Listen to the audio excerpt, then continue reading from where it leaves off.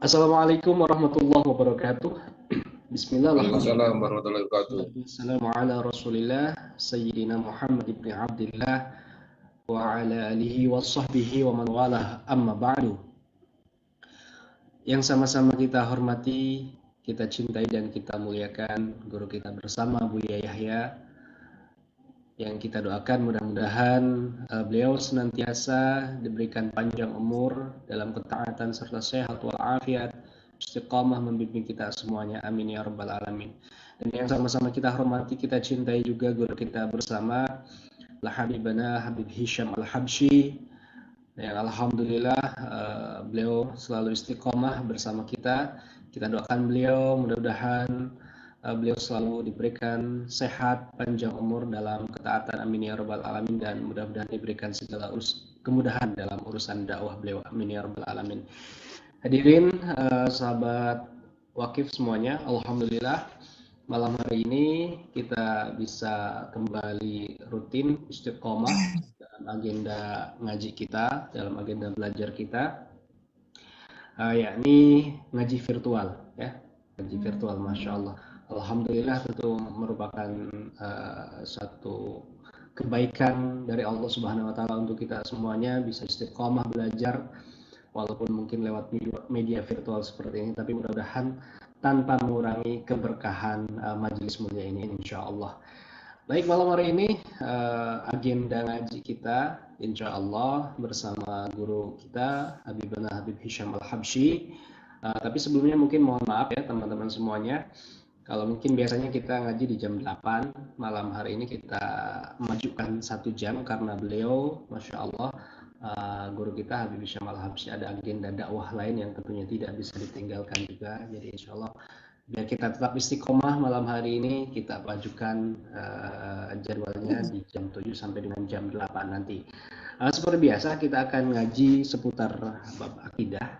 Nah, kemudian juga nanti ada beberapa sesi atau beberapa tanya jawab yang sudah tentunya kami siapkan, pertanyaan-pertanyaan dari sahabat semuanya. Insya Allah ada beberapa yang akan kita angkat ya pada malam hari ini. Tentu juga jika memang nanti waktu masih memungkinkan, kita akan berikan kesempatan juga buat sahabat-sahabat semuanya untuk bisa bertanya langsung kepada Habib Hisham Al-Habsyi. Baik, kita akan persilakan langsung guru kita Habib Hisham Al-Habsyi untuk menyampaikan materinya. Sahabat-sahabat semuanya jangan lupa siapkan catatan ya untuk mencatat apa yang nanti akan disampaikan, dan tentunya siapkan hati dan pikiran kita. Baik, langsung saja kepada Habib Hisham Al-Habsyi, dipersilahkan. Shallu ala Nabi Muhammad.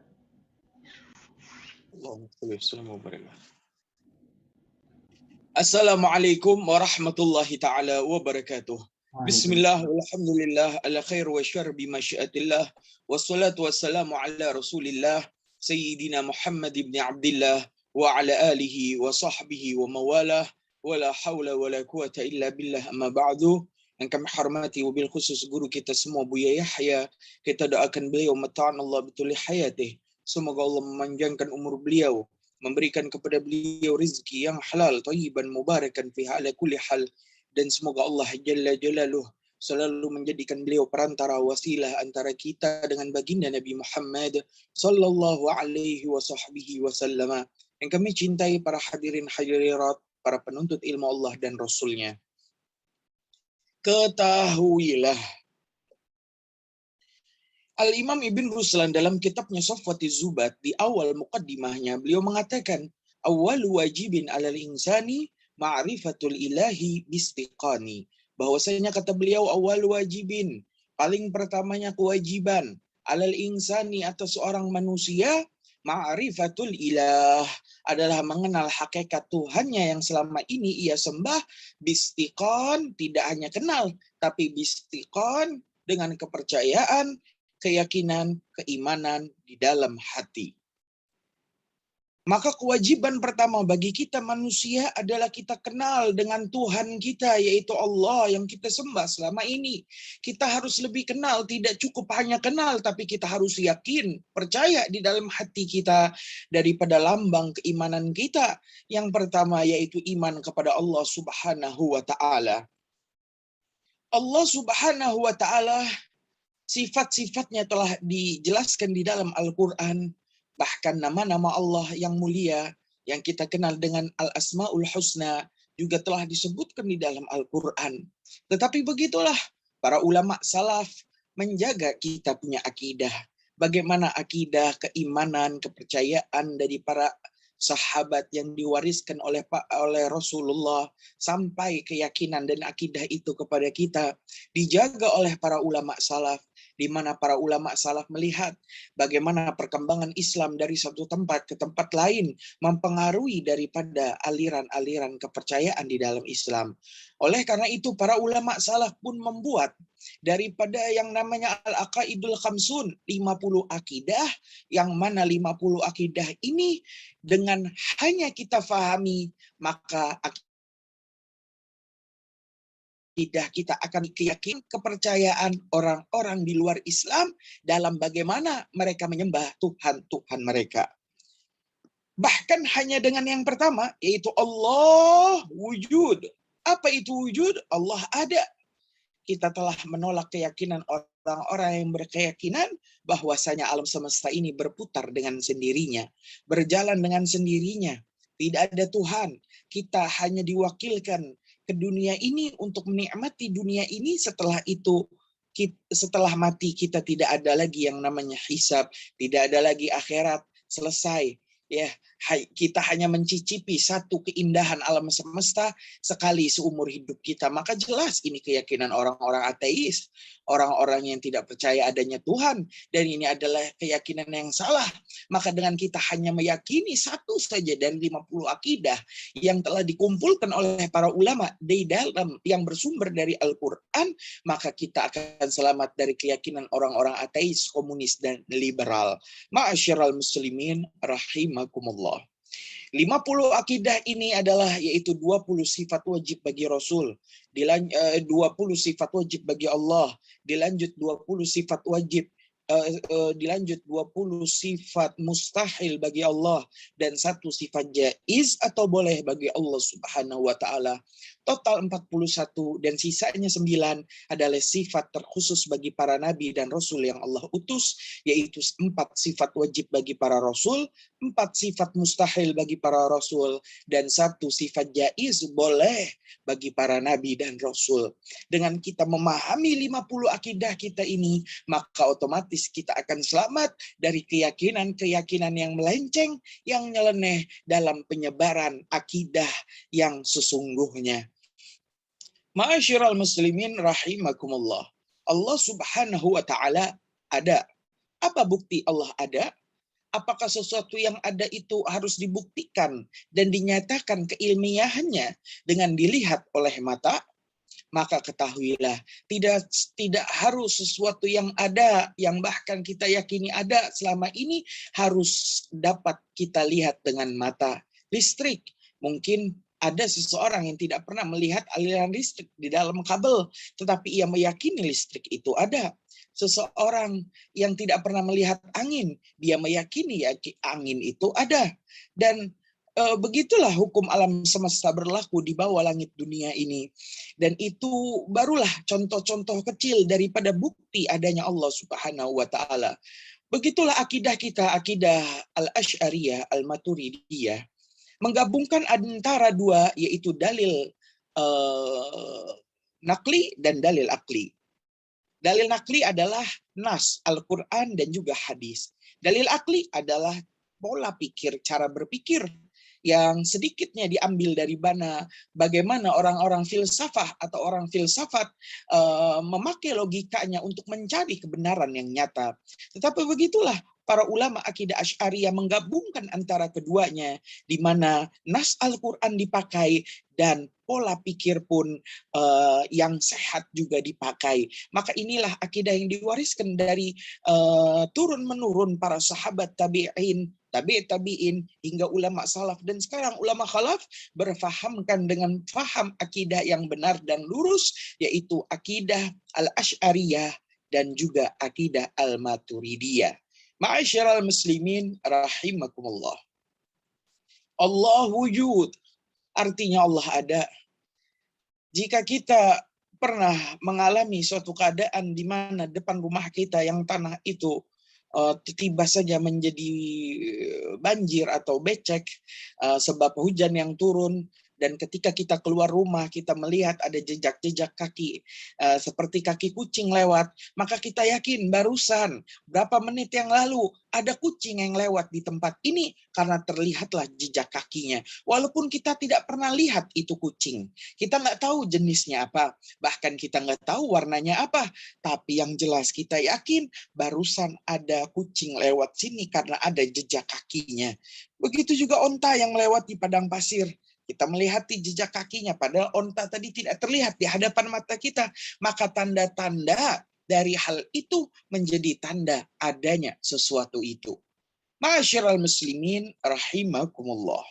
Ketika kita di rumah memakai kipas angin dengan merek tertentu, maka kita yakin bahwasanya kipas angin itu pasti ada pabriknya. Dan kipas angin itu ada yang merakitnya sehingga bisa nyala dan dapat kita beli dan kita pakai sehari-hari. Tapi apakah engkau tahu siapa nama orang yang merakit kipas anginmu dengan merek tertentu di dalam pabrik tadi?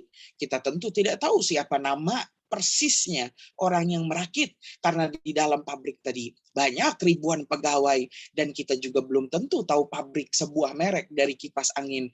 Maka yang jelas kita yakin di dalam hati kipas angin tadi nggak mungkin nyala dan dapat dinikmati anginnya kecuali kipas tadi pasti ada yang merakitnya. Walaupun seumur hidup kita tidak pernah melihat siapa yang merakitnya. Ma'asyiral muslimin rahimakumullah.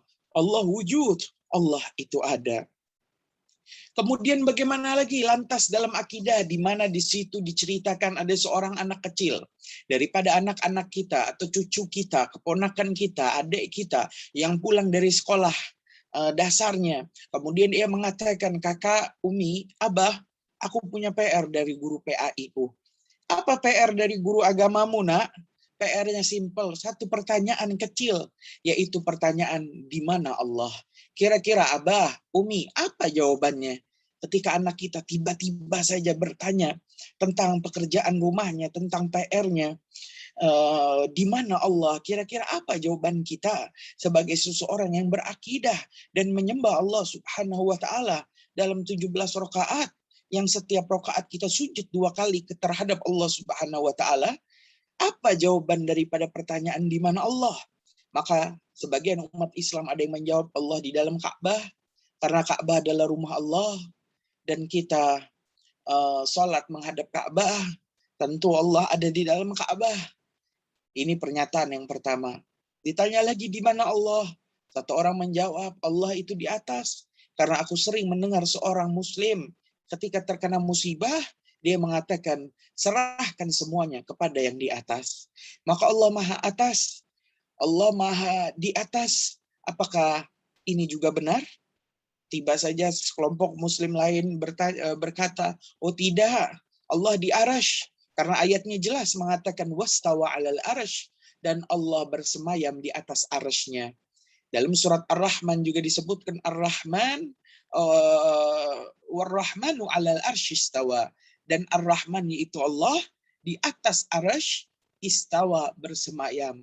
Memikirkan bagaimana Allah Subhanahu wa taala tinggal di langit, mempunyai istana yaitu arash dan Allah berada di dalamnya. Apakah betul keyakinan Allah di arash ini? Dan di sana ada lagi orang Islam yang mengatakan, oh, daripada kalian bingung Allah itu di Ka'bah, di arash atau di atas, maka jawaban yang simpel adalah Allah di mana-mana. Apakah keyakinan Allah itu di mana-mana adalah keyakinan yang benar juga?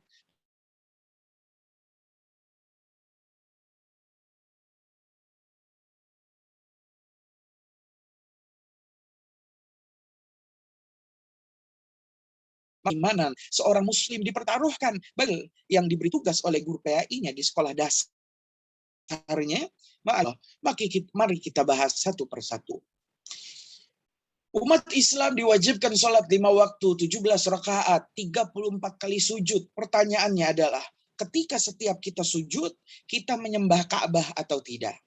Pertanyaannya, kita menyembah Ka'bah atau tidak? Maka jawabannya tidak. Kita tidak menyembah susunan batu-batu yang membentuk kubus, untuk Ka'bah. Kita tidak menyembah itu. Tetapi kita menyembah Allah Subhanahu wa taala yang memerintahkan kepada kita, fawalli wajhaka syatral masjidil haram. Muhammad, maka hadapkanlah wajahmu ke arah Masjidil Haram, ke arah Ka'bah Baitullah. Maka Allah memerintahkan kita bukan menyembah Ka'bah, tetapi kita diperintahkan untuk menghadap Ka'bahnya Allah Subhanahu wa taala, agar kita sama-sama merasakan bagaimana kita menghadap ke satu arah kiblat yang sama, di mana dapat dalam 1 tahun di awal perintah sholat, 1 tahun hingga 2 tahun, umat Islam tidak menghadap Ka'bah, tetapi umat Islam menghadap Baitul Maqdis, yaitu kawasan daripada kawasan Masjidil Aqsa yang berada di Palestina. Tetapi Allah rubah arah kiblat tadi atas permintaan Nabi Muhammad sallallahu alaihi wasallam. Ma'asyiral muslimin rahimakumullah. Sayyidina Umar bin Khattab pun, beliau ketika pada suatu hari beliau ini tawaf mengelilingi Ka'bah. Selesai tawaf, beliau berhenti di depan batu Hajar Aswad dan bercakap-cakap kepada batu Hajar Aswad, "Hai Hajar Aswad, sesungguhnya aku Umar tidak akan menciummu, hai Hajar Aswad, kecuali aku Umar telah melihat Rasulullah menciummu, maka aku pun akan menciummu." Setelah mengatakan itu, Sayyidina Umar mencium batu Hajar Aswad, bukan karena menyembahnya, tapi melihat bagaimana Rasulullah sallallahu alaihi wasallam melakukan hal tersebut, dan Sayyidina Umar pun menirunya. Maka jelas tertolaklah fitnahan-fitnahan dari mereka penyembah-penyembah patung, bahwasanya umat Islam juga sama seperti kami, di mana umat Islam menyembah batu-batu yang tersusun, yaitu Ka'bah. Maka jawaban kita jelas adalah kita tidak menyembah Ka'bah, tetapi kita hanya menghadap Ka'bah atas perintah Allah sang pemilik Ka'bah. Ma'asyiral muslimin rahimakumullah. Maka keyakinan Allah di dalam Ka'bah jelas tertolak. Lantas bagaimana? Ini kok nggak ada gambarnya, Kak? Lagi ngezoom.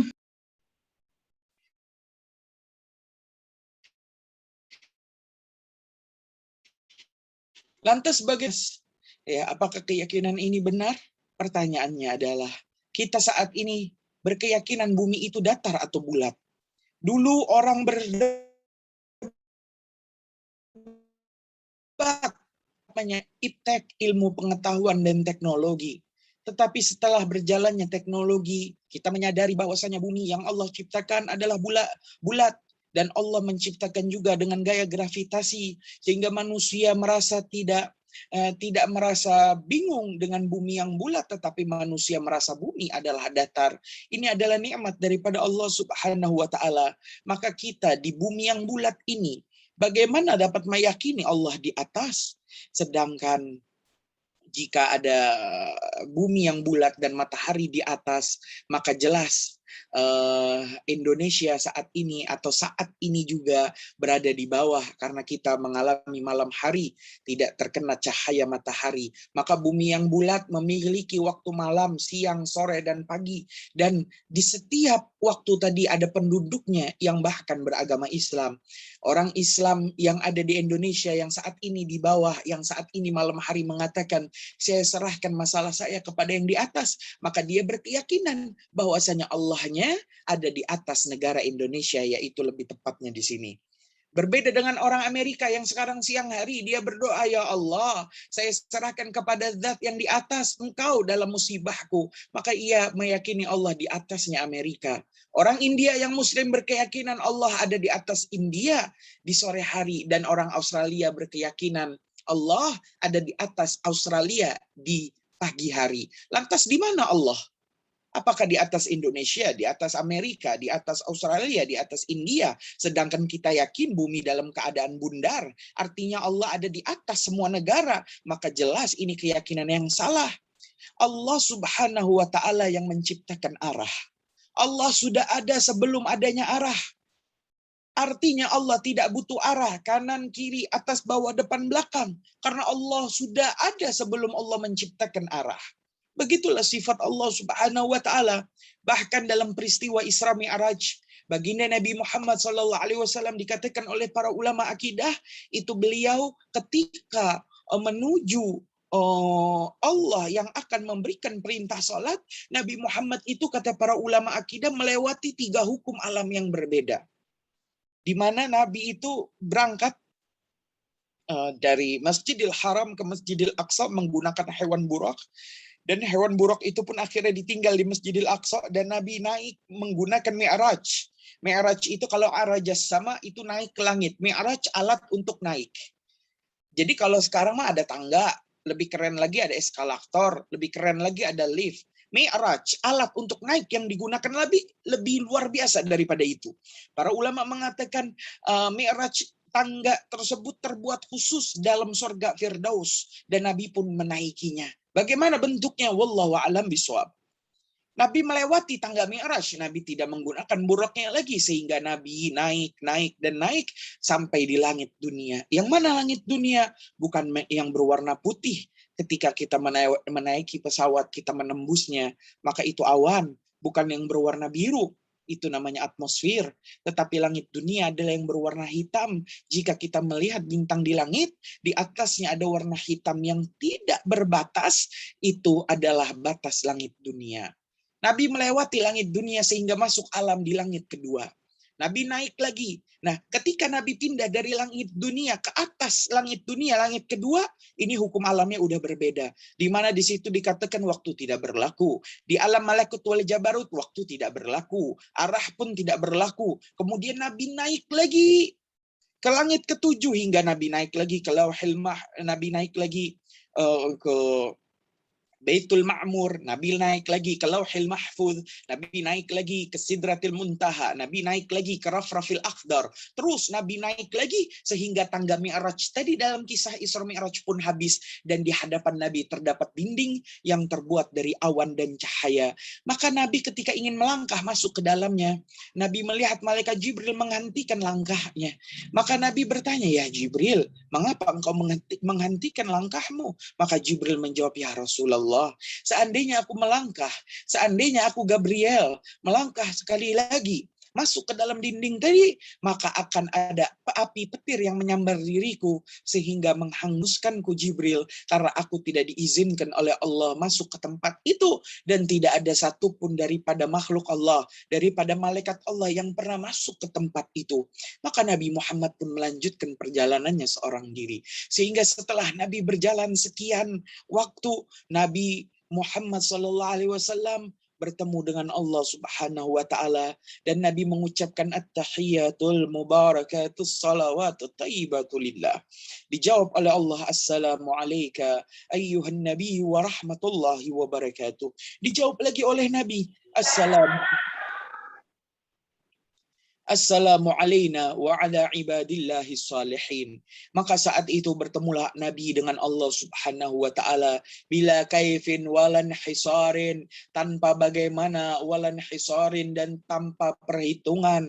Maka yakinilah berapa banyak orang yang pulang dari acara peristiwa peringatan perayaan Isra Mi'raj, akidahnya menjadi salah. Ia meyakini Allah ada di atas arasy, Allah ada di atas. Bagaimana Nabi naik ke atas dan bertemu dengan Allah? Maka keyakinan ini adalah keyakinan yang salah. Fahamilah bahwasanya tempat yang dinaiki oleh Nabi, sehingga Nabi naik ke Rafrafil Akhdar dan naik lagi ke atasnya, itu bukan tempatnya Allah, tetapi itu adalah tempatnya Nabi Muhammad paling tinggi di alam semesta untuk bertemu dengan Allah Subhanahu wa taala, dan itu bukanlah tempatnya Allah Jalla Jalaluhu wa 'azamatuh. Allah Subhanahu wa taala lah yang menciptakan tempat dan waktu. Allah sudah ada sebelum adanya tempat dan waktu, sehingga Allah tidak butuh kepada tempat dan waktu. Maka pernyataan Allah di atas, maka jelas adalah pernyataan yang salah dan ditolak dalam akidah yang benar dan diluruskan. Ma'asyiral muslimin rahimakumullah. Kemudian, lantas kalau Allah tidak di Ka'bah, tidak di atas, apakah Allah di arasy? Karena jelas ayatnya mengatakan wastawa 'alal arsy, dan Allah bersemayam di atas istananya. Arasy itu artinya istana. Di dalam arasy biasanya seorang raja atau presiden mempunyai singgasana kebesaran untuk tempat duduknya, atau yang biasa kita sebut dengan kursi. Oleh karena itu, dalam surat Al-Baqarah, ayat terpanjang dalam Al-Quran yang menghabiskan sampai tiga juz, dari juz 1 sampai juz 3. Di awal juz 3, lembaran paling pertama, itu ada ayat terpanjang dalam surat Al-Baqarah, yang lumayan panjang dalam surat Al-Baqarah, atau yang kita kenal dengan sebutan ayat kursi. Mengapa? Karena di dalam ayat itu tersebutkan tentang bagaimana singgasananya Allah Subhanahu wa Ta'ala. Allah Subhanahu wa Ta'ala berfirman, Allahu la ilaha illa huwal hayyul qayyum, hingga wasi'a kursiyuhus samawati wal ard. Dan bahas singgasananya Allah di dalam arasy-Nya itu seluas 7 lapis langit dan 7 lapis bumi. Itu baru singgasananya. Bagaimana arasy-Nya? Ya, bagaimana istananya Allah Subhanahu wa Ta'ala? Maka pertanyaannya, apakah betul Allah Subhanahu wa Ta'ala bersemayam di atas arasy-Nya dan Allah tinggal di atas arasy? Maka beginilah akidah umat-umat Islam. Fahami bahwasanya di luar sana ada sebuah agama Arabi, agama yang syariatnya tidak pernah turun dari langit, ajarannya tidak pernah diturunkan oleh Allah, kitab sucinya tidak pernah diturunkan oleh Allah, yaitu diantaranya agama Buddha. Agama Buddha mereka meyakini ada dewa di langit, meyakini di dalam hati mereka bahwasanya dewa-dewi mereka yang selama ini mereka sembah itu tinggal di langit. Dan ada agama Buddha, agama Hindu maksud kami di India sana, yang juga mereka meyakini dewa-dewi mereka tinggal di atas langit, tinggal di dalam istana. Mereka bercakap-cakap satu dengan yang lain, sehingga jika ada keperluan mereka turun ke bumi, dan jika setelah selesai mereka naik lagi ke langit. Maka bagaimana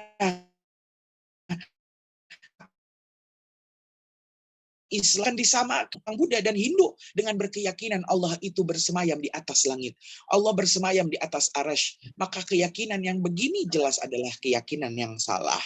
Allah Subhanahu wa Ta'ala yang menciptakan tempat dan waktu, Allah sudah ada sebelum adanya tempat dan waktu, karena Allah lah yang menciptakan tempat dan waktu. Ma'asyiral muslimin rahimakumullah, sesungguhnya tempat, waktu, ruang, arah, semuanya Allah persiapkan dan Allah ciptakan untuk kita makhluknya. Dan itu adalah hukum untuk makhluknya, yaitu kita manusia di bawah langit dunia. Allah Subhanahu wa Ta'ala berfirman, laisa kamitslihi syai'un fil ardi wala fis sama. Tidak ada yang seperti Allah Subhanahu wa Ta'ala di langit dan di bumi. Kita manusia butuh tempat, Allah tidak butuh tempat. Kita manusia butuh rumah untuk tinggal, Allah tidak butuh istananya. Kita manusia butuh waktu untuk menjalani kehidupan di dalamnya, Allah tidak butuh waktu. Kita butuh ruang untuk berada di dalamnya, Allah tidak butuh ruang. Dan kita butuh arah, depan kanan, depan kiri, atas bawah, depan belakang, Allah tidak butuh arah. Maka itu semua adalah hukum bagi kita manusia. Ma'asyiral muslimin rahimakumullah. Lanjut lagi ya. Lantas di mana Allah Subhanahu wa Ta'ala? Karena ternyata PR dari anak kita, dari guru agamanya belum terjawab. Karena jika dijawab Allah di atas, jawabannya salah. Jika dijawab Allah itu di arsy, jawabannya salah. Jika dijawab Allah itu di Ka'bah, juga jawabannya salah. Apakah Allah di mana-mana? Ketahuilah, agama Hindu terbesar dari negara India. Orang-orang di India sana mayoritas beragama Hindu. Dan mereka meyakini dewa-dewi terbesar mereka ada 3. Mohon maaf, majelis mulia ilmu harus disampaikan. Yaitu dewa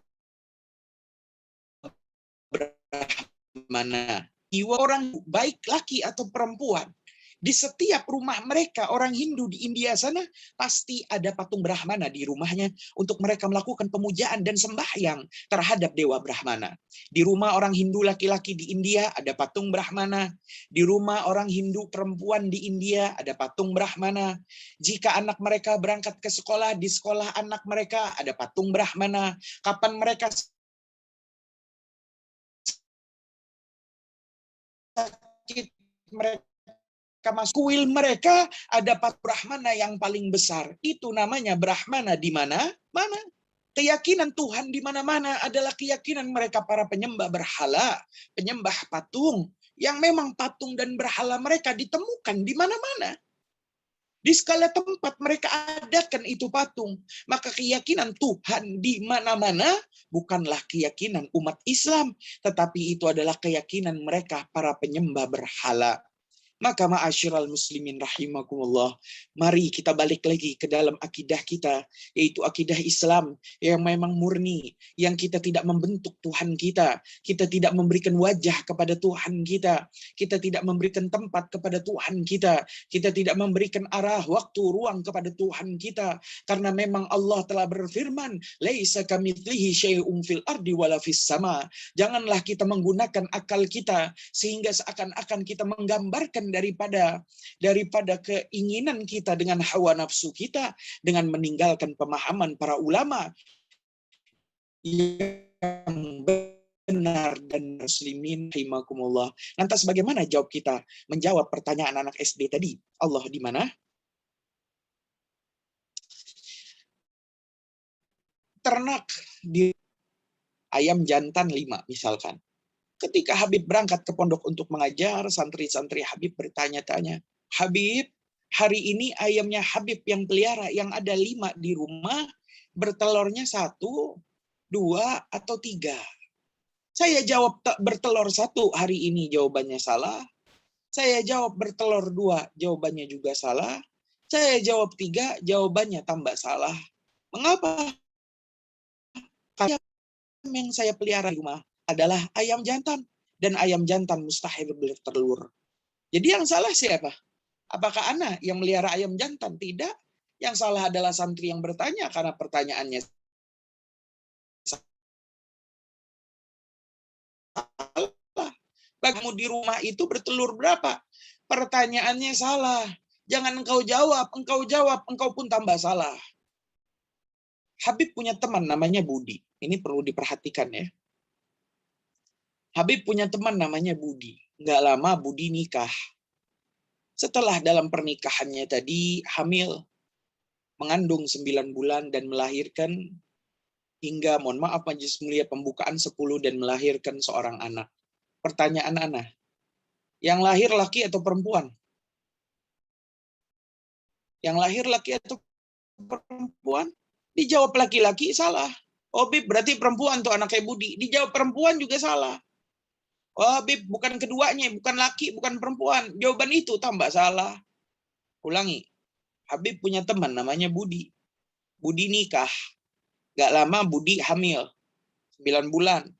Lahiran nih Budi. Anak laki atau perempuan? Dijawab laki, salah. Dijawab perempuan, salah. Dijawab bukan keduanya juga tambah salah. Kenapa? Karena yang namanya Budi adalah laki. Mustahil Habib Budi setelah nikah yang hamil Budinya, bukan istrinya. Sampai 9 bulan. Yang artinya apa? Yang nanya lah yang salah. Kenapa seorang laki-laki engkau tanyakan lahirannya laki atau perempuan? Kenapa ayam jantan yang emang hukumnya nggak bisa menelurkan telur, kenapa engkau tanya lagi? Telur yang keluar berapa? Allah Subhanahu wa Ta'ala yang mustahil bertempat. Ada apa lagi engkau tanya di mana tempat Allah? Maka engkau jawab di atas salah, engkau jawab di arsy salah, engkau jawab di Ka'bah salah, engkau jawab di mana-mana pun tambah salah. Kenapa? Karena pertanyaannya salah. Maka fahami kepada anak kita bahwasanya pertanyaan dari PR guru agamanya adalah pertanyaan yang salah, maka itulah jawaban yang benar. Jawabannya adalah yang bukan jawabannya adalah jawabannya. Ma'asyiral muslimin rahimakumullah. Maka mungkin ini pemahaman akidah kita percampuran antara dalil nakli dari nas Al-Quran dan hadis dan dalil akli daripada filsafat pemikiran logika. Mudah-mudahan ini menjawab pertanyaan dari akidah kita tentang di mana Allah, dan tafadhol kita serahkan kepada moderator untuk membacakan beberapa pertanyaan yang telah masuk. Baik, Mbah, Masya Allah, Jazakallah Habibana untuk penjelasannya. Ngaji kita malam hari ini tentang akidah, tadi belum dijelaskan ya tentang sifat-sifatnya. Baru menjelaskan tentang pertanyaan di mana Allah saja, kita sudah mungkin banyak sekali. Insya Allah mungkin nanti kita jelaskan ya seputar sifat-sifat Allah dan lain-lainnya.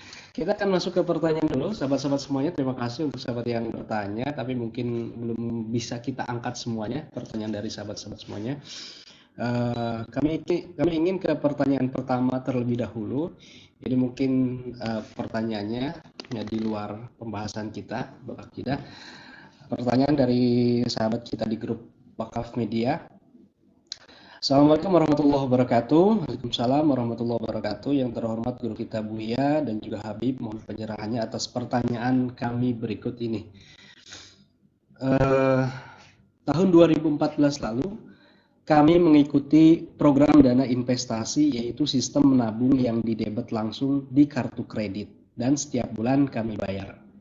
Dalam program tersebut ternyata ada asuransinya, yang mana pada saat bergabung kami tidak terlalu pedulikan karena kami dapat layanan kesehatan yang ditanggung oleh kantor 100%. Tabungan investasi tersebut baru boleh diambil pada tahun kelima sebesar 25% dari total tabungan, dan 75% sisanya baru bisa diambil tahun 2024 atau tahun ke-10 sebesar dana yang kami tabungkan tanpa ada tambahan sedikit pun. Yang jadi pertanyaan kami adalah, apakah kami harus berhenti dari program tersebut karena mengandung satu asuransi serta menggunakan kartu kredit? Namun jika kami berhenti, maka kami terzolimi karena kehilangan uang kami sebesar yang kurang lebih itu 25 juta atau meneruskan sisanya sehingga kami bisa mengambil semua hak kami di tahun 2024. Mohon pencerahannya Habib terhadap pertanyaan dari sahabat kita ini. Silakan. Ma'asyiral muslimin rahimakumullah, maka jawabannya lanjutkan. Habis itu rubah kebiasaan hidup. Jangan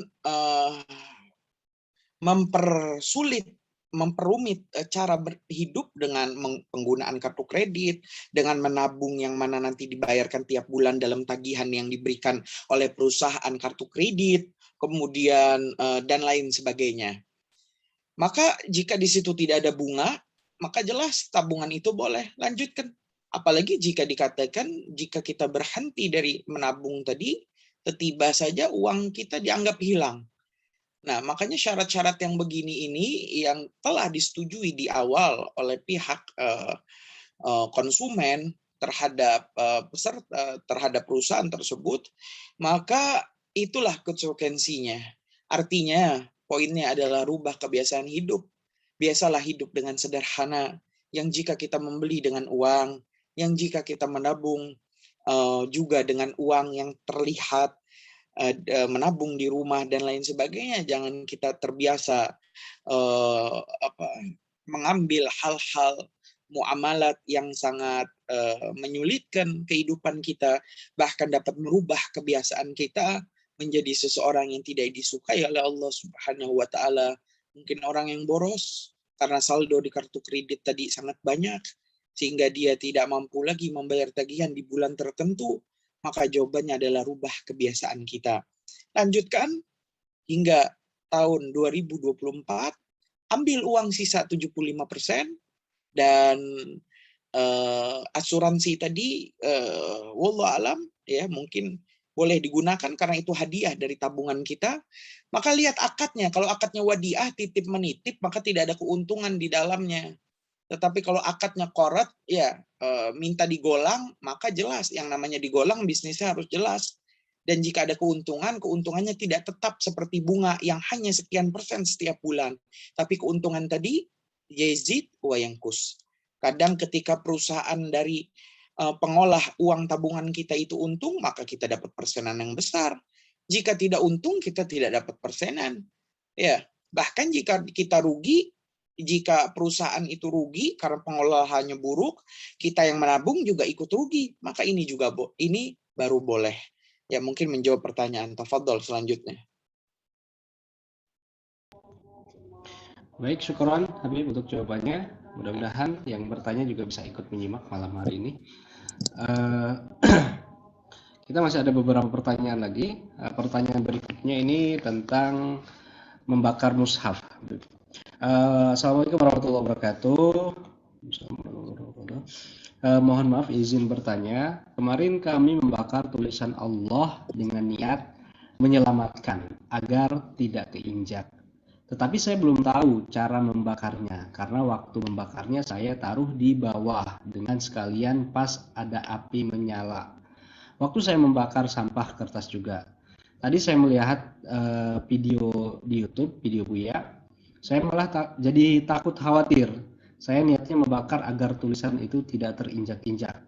Jadi mohon pencerahannya terhadap apa yang saya lakukan ini, Habib. Ya, begitulah kami di pondok itu karena memang taklim dan banyak santri-santri itu menulis bahasa Arab yang di dalamnya tentu ada lafaz Allah, ada ayat Al-Quran, maka kertas-kertas tadi yang berceceran itu seharusnya dikumpulkan di suatu tempat. Jangan niatnya udah mau dibuang tapi buangnya ke tempat sampah, maka itu salah. Kita harus sediakan kotak khusus, ya. Kalau di pondok kita namakan kotak mulia. Artinya isi kertas-kertas yang di dalamnya ada lafaz-lafaz mulia. Dan kotak itu kita taruh di tembok di atas ya. Kemudian niatnya apa? Di akhirnya akan dimusnahkan. Dengan niat apa?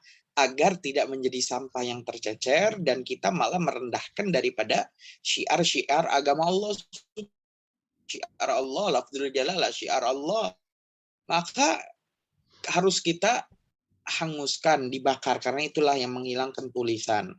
Nah, cara membakar itu juga harus dengan adab. Jangan sampai satu mushaf, satu bendel engkau lemparkan.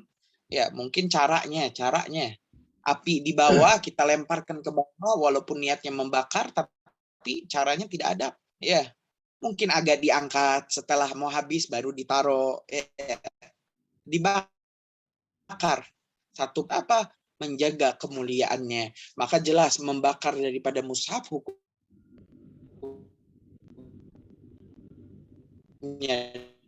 adalah boleh.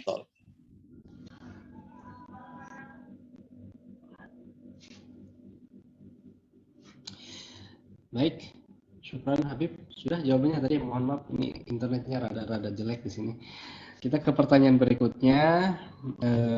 Ini pertanyaan berkaitan dengan akidah ya. Assalamualaikum warahmatullahi wabarakatuh. Allahumma sholli ala sayyidina Muhammad. Allahumma sholli wa sallim wa barik alaihi wa ala alihi washabihi. Izin bertanya, bagaimana menjelaskan kepada anak kami yang masih kecil tentang anggapan bahwa Nabi Adam alaihi salam itu turun ke bumi karena dihukum Allah? Karena sepengetahuan saya, Nabi Adam alaihissalam itu memang ditakdirkan turun ke bumi. Terima kasih, Habib. Ya, jawabannya bagaimana paham ke anak kecil, ceritanya yang dari awal, atau gampangnya untuk teladan anak soleh. Ya, dari episode tentang Nabi Adam alaihissalam diceritakan mulai dari awal. Cek, suara masuk nggak? Tadi terputus, Bib. Ya, jadi jawabannya anak kita, ya bagaimana cara menjawab anak kita yang berkeyakinan Nabi Adam itu diusir dari surga? Jawaban gampangnya tonton ya acara Habib Hisham di Al-Bahjah TV, Teladan Anak Soleh, episode ke-26 sampai ke-29 tentang cerita Nabi Adam dari awal sampai akhir. Ya, nanti dia paham di situ. Karena keyakinan kita dalam akidah Ahlus Sunnah wal Jamaah yang benar dan dibenarkan dalam 12 syarat seorang Nabi dan Rasul, syarat ke-8 adalah Nabi haruslah maksum. Apa itu maksum? Nabi harus terbebas dari dosa. Nggak ada Nabi melakukan dosa, nggak ada Nabi melakukan maksiat. Nabi itu orang pilihan, Nabi itu orang-orang luar biasa, bahkan nggak terbesit di dalam hatinya mau maksiat, mau melakukan dosa. Nanti timbul pertanyaan, Labib bagaimana itu cerita Nabi Khidir, gurunya Nabi Musa, yang tiba-tiba turun dari perahu, memelintir kepala seorang anak kecil. Itu kan membunuh anak kecil, ceritanya dalam surat Al-Kahfi. Kemudian bagaimana Nabi Musa yang ingin memisahkan antara tentara Firaun dari bangsa Mesir dan ingin memisahkan dari golongannya Bani Israel, dipisahkan tiba-tiba terdorong dan orang yang Mesir tadi pun akhirnya dari tentara Firaun meninggal. Berarti kan membunuh. Ini ada 2 pembunuhan dari Nabi Khidir, Nabi Musa. Ada lagi bagaimana Nabi Ibrahim yang telah berbohong sebanyak 3 kali Dan juga bagaimana dengan Nabi Adam yang akhirnya memakan buah khuldi. Maka dalam kisah yang diceritakan dalam Al-Quran itu seakan-akan dosa dan maksiat, tetapi di balik itu para ulama tafsir menjawabnya, dan semua itu dikategorikan tidak berdosa. Nabi Khidir tidak dosa membunuh anak kecil itu. Mengapa? Karena Nabi Khidir derajatnya bukan di syariat, tapi sudah naik di torikot, dan bukan di torikot, tapi udah di hakikat. Yang mana dengan melihat firasat langsung daripada Allah Subhanahu wa taala, Nabi Khidir tadi pun membunuh anak kecil tadi. Dan dijawab Nabi Musa heran, ya Khidir, ya guruku, kenapa engkau membunuh anak kecil itu? Itu kan dosa. Tidak, kata Nabi Khidir. Aku telah melihat firasat dari Allah, anak kecil ini nanti kelak ketika dewasa dia akan menjadi seorang pendosa, durhaka sama orang tuanya, matinya dalam keadaan kafir, dan aku sekarang telah melihat tangisan anak kecil ini di dalam api neraka. Maka ini firasat dari Allah, dan aku pun membunuhnya agar aku menyelamatkan dia, dan sekarang dia setelah aku bunuh telah tersenyum di dalam surga Firdaus, dan orang tuanya telah dijanjikan oleh Allah akan Allah ganti dengan anak-anak yang lebih banyak dan lebih soleh dan solehah. Ini namanya derajat hakikat, udah nggak dosa lagi, karena Nabi nggak ada yang melakukan dosa. Nabi Musa pun ada unsur ketidaksengajaan. Yang namanya nggak sengaja ya nggak dosa dong. Ya, ada unsur ketidaksengajaan. Dan Nabi Ibrahim berbohong 3 kali itu disebut dalam syariat bernama tauriyah. Ya, tauriyah itu cara bersilat lidah. Ya, panjang lagi lah. Nanti insya Allah kita hadirkan dalam tema kajian 12 syarat seorang Nabi dan Rasul. Kemudian Nabi Adam. Bahwasanya itu semua adalah skenario Allah Subhanahu wa taala. Memang dari awal, di awal Al-Baqarah Allah udah berfirman, malaikat, aku ini mau menciptakan lagi loh pemimpin di muka bumi dari kalangan manusia. Malaikat protes, ataj'alu fiha wa yufsidu fiha wa yusfikud dima? Ya Allah, engkau akan menjadikan lagi nih pemimpin di muka bumi yang numpahkan darah, saling mencaci maki. Apakah engkau akan ulang lagi kejadian yang dulu? Karena Allah pernah menciptakan Banul Jan, anak cucu jin yang merusak di muka bumi sehingga Allah bumi hanguskan. Allah kiamatkan. Ya.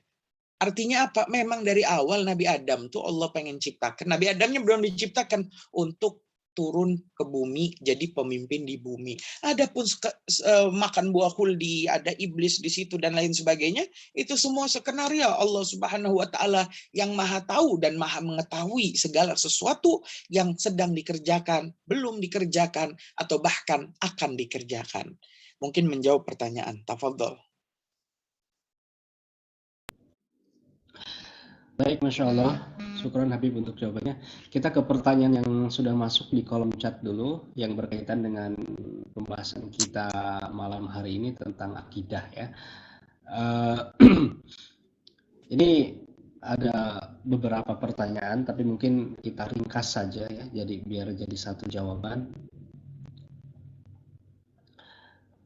Bagaimana sikap terbaik kita menghadapi orang yang beranggapan atau berkeyakinan bahwa Allah ada di atas arsy, Habib. Termasuk juga mungkin bagaimana menjelaskan ke anak usia 7 dan 4 tahun tentang keberadaan Allah agar mungkin lebih mudah dipahami oleh anak-anak tersebut. Fadhil Habib.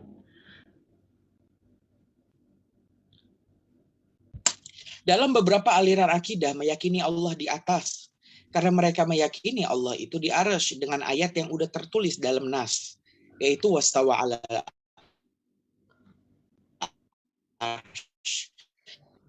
Padahal artinya seseorang pun akan keliru ketika memahami Al-Quran tanpa adanya guru, tanpa adanya alat pemahaman yang benar, dan hanya menafsirkan saja terjemahannya. Ketahuilah bahwasanya ayat Al-Quran itu bersastra tinggi. Ayat Al-Quran itu ada ayat nasikh, mansukh, ada ayat di situ, ayat lain sebagainya, dan ada ayat namanya ayat mutasyabihat. Apa ayat mutasyabihat? Ayat yang artinya nggak bisa diartikan secara tekstual. Jadi nggak bisa. Itu ayat bahasa Arabnya begitu, kita terjemahkan, translatekan ke bahasa lain dan bahasanya begitu. Itu nggak bisa.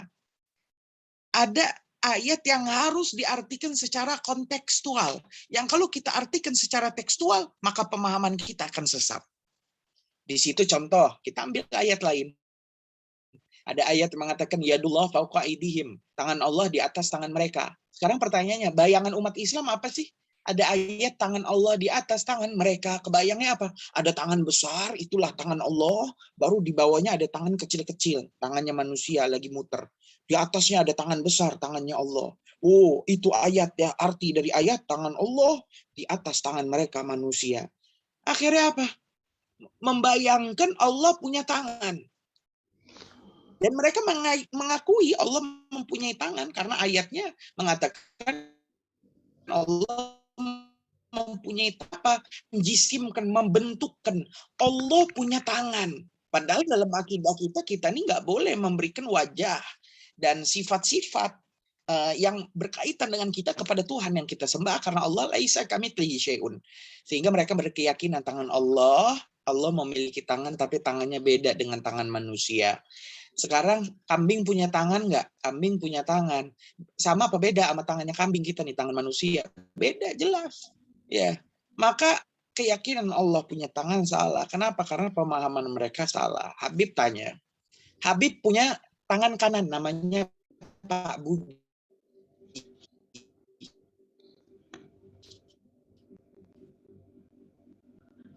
Oh, Hisham itu tangan kanan kiri. Tangan yang kanan itu berbentuk manusia karena tangan kanan Habib Hisham adalah Pak Budi. Kebayang aku, tangan Habib Hisham Pak Budi punya mulut, punya tangan lagi, punya kaki. Ya, berantakan jadinya. Padahal otak yang logikanya tinggi, oh paham. Maksudnya bukan begitu, bukan benar-benar Pak Budi itu tangan kanan Habib Hisham, tapi maksudnya Habib itu ada lagi contoh. Calon presiden rebutan kursi. 5 calon presiden rebutan kursi. Kebayangnya apa? Orang yang logikanya nggak sampai diartikan secara tekstual. Di tengah ada kursi, ada 5 calon presiden tarik-tarikan kursi. Ya, itu namanya calon presiden rebutan kursi. Caranya terlalu tinggi. Ya, nggak sampai dia ke bahasa itu. Kita orang yang paham dengan kata-kata kursi pasti kita paham. Oh, maksudnya bukan kursi benar-benar, tapi maksudnya mau nyalonin, ya, rebutan jabatan dengan cara dengan cara dia melakukan kampanye dan lain sebagainya. Panjang nih urusannya.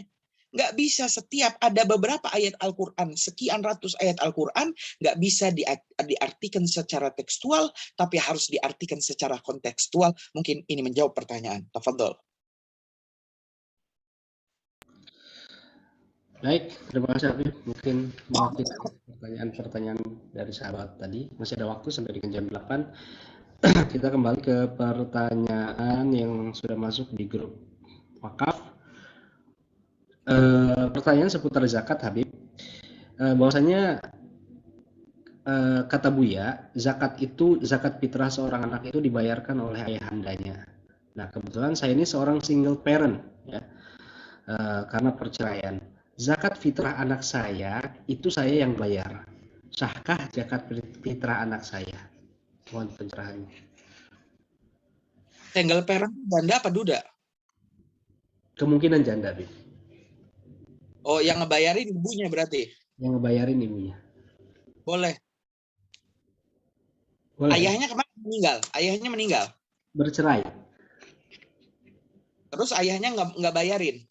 Berarti pertama nggak tanggung jawab. Ya, karena itu tanggung jawab abahnya. Ngebayarin zakat fitri anak karena anaknya nggak bisa kerja. Selama anaknya belum sampai usia 15 tahun, maka anak tadi zakat fitrahnya dibayarkan oleh ayahnya selaku kepala pembina rumah tangga. Lantas bagaimana jika ibu yang membayarkan? Boleh, karena sifatnya diwakilkan. Ya, diwakilkan oleh ibunya karena anak bayi itu wajib bayar zakat fitrah ketika dia baru lahir di malam. Bukan, maksudnya si bayi tadi menemukan sedikit waktu daripada bulan Ramadan. Jadi 5 menit sebelum maghrib Syawal dia lahir. Nah, wajib zakat fitrah dia. Ya, wajib zakat fitrah, dan nggak mungkin bayi tadi bayar sendiri. Yang bayarin pasti wakilnya atau walinya. Mungkin menjawab pertanyaan. Tafadhol, sah hukumnya. Sah ya, Habib ya. Baik, Masya Allah. Ke pertanyaan berikutnya, Habib. Izin bertanya, bagaimana hukumnya membaca Al-Quran sambil menggendong anak bayi, sedangkan bayi tersebut memakai popok yang kemungkinan ada najis di dalamnya? Boleh, Boleh. boleh. Karena membaca Al-Quran itu, jadi begini ya, bedain antara najis dan hadas. Kalau hadas itu orang sedang junub, hadas itu orang sedang haid, hadas itu orang sedang nggak punya wudhu, itu namanya hadas. Kalau dalam pertanyaan tadi, popok bayi yang penuh itu, yang bayinya digendong, itu masuk bab najis. Kalau tuh bayi dibawa sholat, sholatnya nggak sah. Karena syaratnya sholat diantaranya adalah harus suci pakaian, badan, dan juga tempat.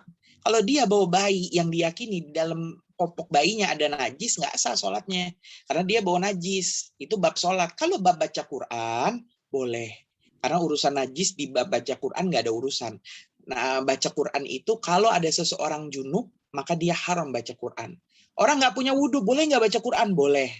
Yang nggak boleh atas orang yang nggak punya wudhu itu 4.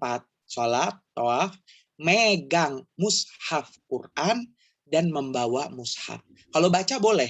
Artinya bacanya pakai hafalan. Nggak punya wudhu, baca pakai hafalan. Boleh.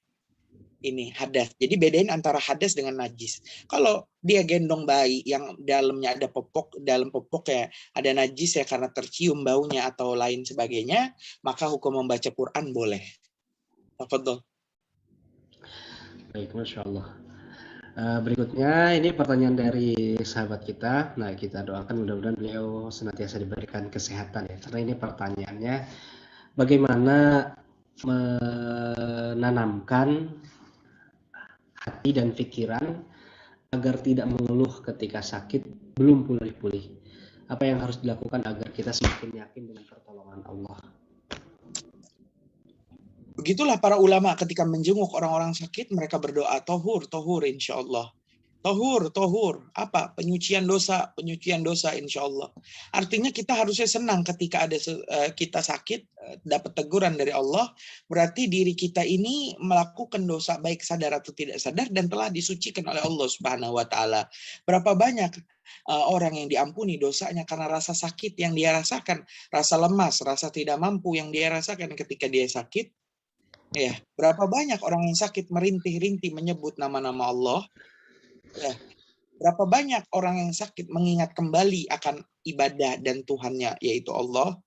Maka pahami jika sakit tadi adalah sakit yang menahun, pahami, sadari ini adalah takdir Allah. Jangan sampai kita menjadi orang yang durhaka terhadap Allah. Hukum merintih karena sakit adalah boleh. Ya, seperti aduh, kok sakit? Aduh, sakit. Maka merintih boleh. Yang nggak boleh adalah mengeluh. Mengeluh itu akan tidak terima dengan takdir Allah Subhanahu wa Ta'ala. Ya Allah, dosa apa saya? Kenapa saya sakit nggak sembuh-sembuh? Kenapa saya sakit menahun? Dosa apa saya? Salah saya apa? Apakah Allah tidak adil? Kenapa begini? Kenapa begitu?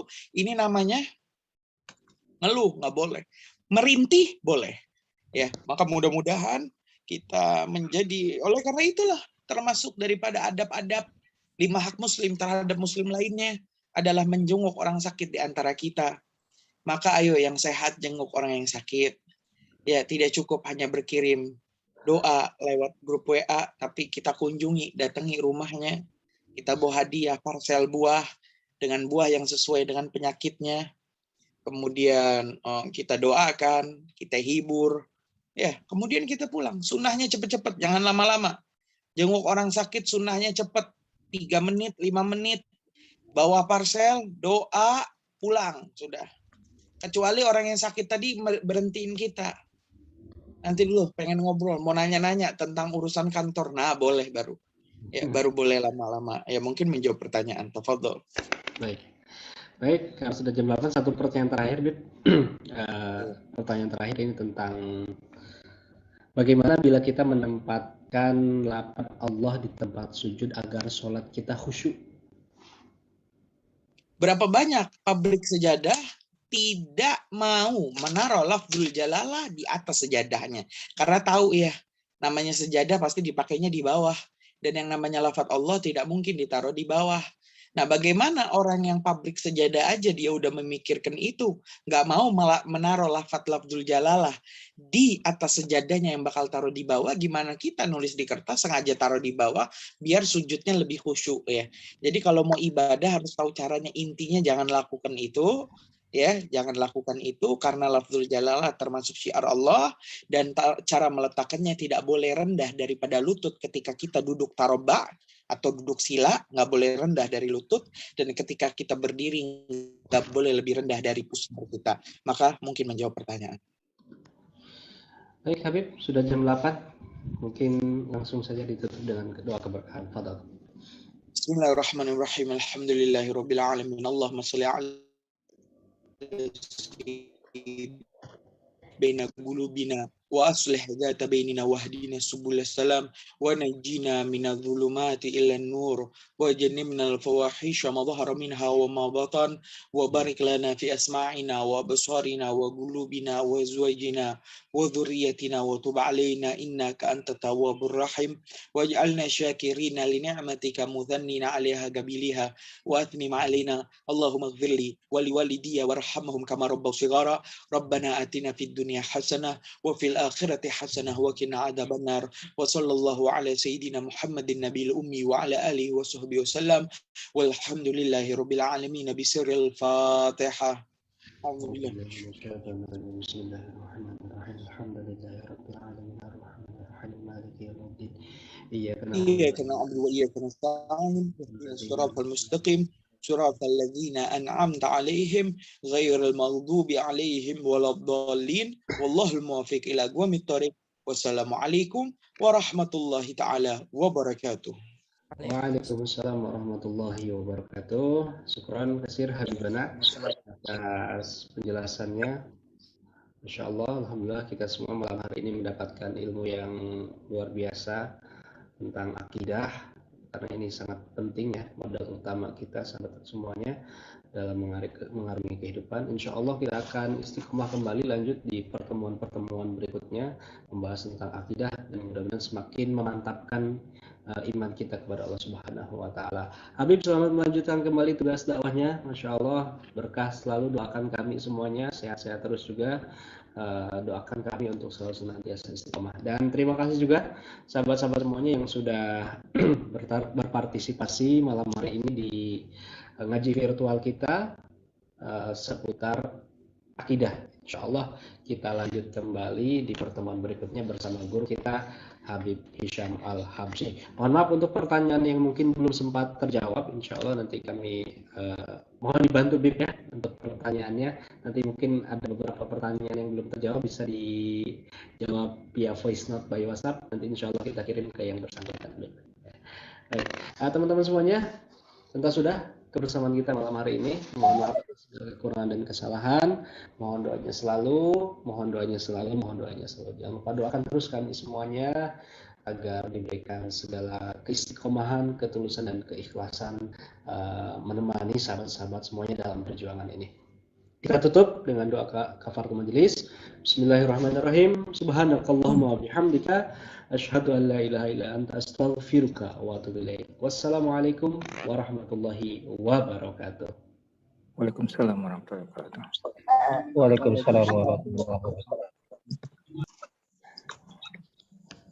Waalaikumsalam warahmatullahi wabarakatuh.